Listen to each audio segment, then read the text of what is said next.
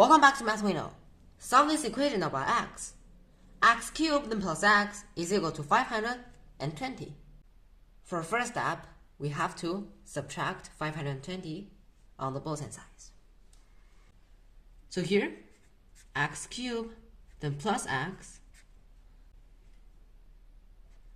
minus 520 is 0. From now, we have to work with the left side. And we have to think up a method which can let the left side be factorized. This number, 520, it can be written as the form something cubed then plus something, just like x cubed then plus x. Because therefore, x cubed then minus something cubed can be factorized, and x minus that thing can also be factorized. Perfect.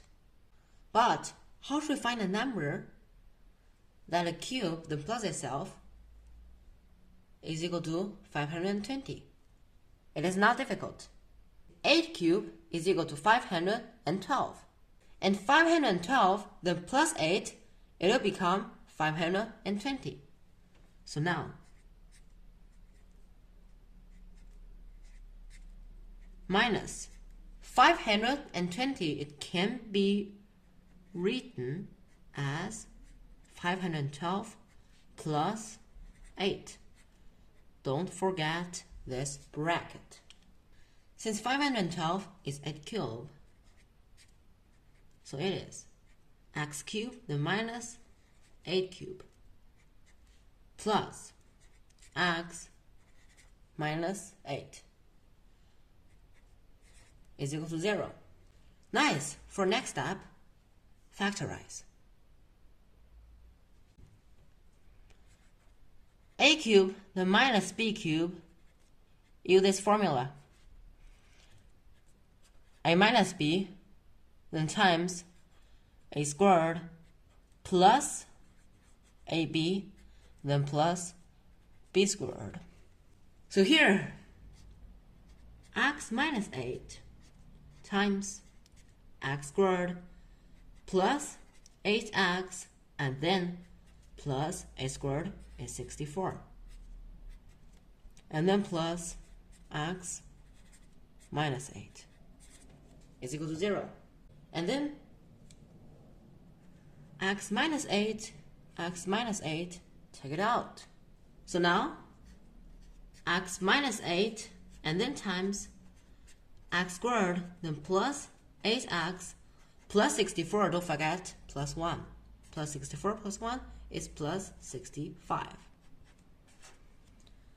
The left side is a product of two terms about x, and the right side is 0. Now, two cases. The first case, x then minus 8 is equal to 0.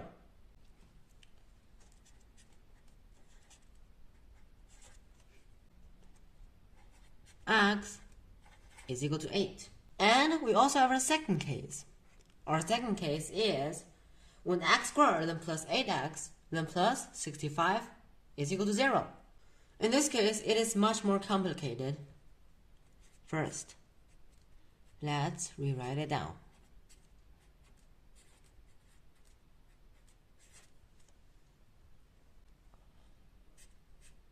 You must have found that the delta is 8 squared minus 4 times 65.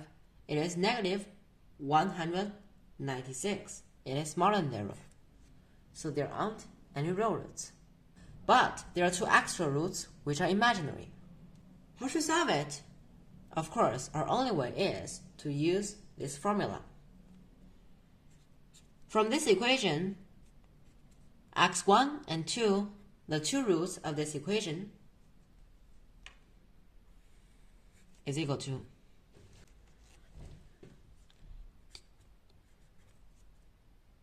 minus b plus or minus square root of b squared minus 4ac, and then all divided by 2a. A is the coefficient of x squared, and b is the coefficient of x, and c is this number, 65. So now, substitute it in.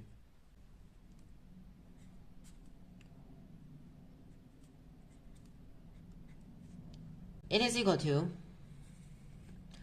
the coefficient of x squared in our this equation is 1, so it is 2 times 1 is 2.